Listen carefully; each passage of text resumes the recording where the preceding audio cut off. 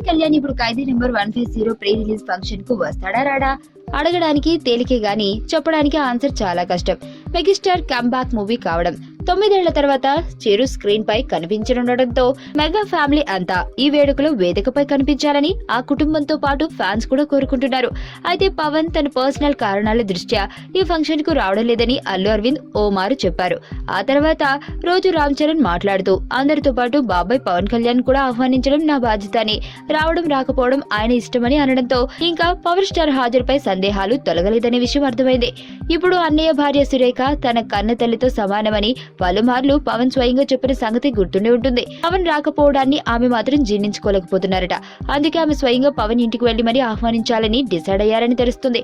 మరి కోడదల సురేఖ ఆహ్వానాన్ని అయినా పవన్ కళ్యాణ్ మన్నించి ఖైదీ నెంబర్ 150 ప్రీ రిలీజ్ ఫంక్షన్ కు హాజరవుతాడా లేదా అనేది ఆసక్తిగా నెలకొంది.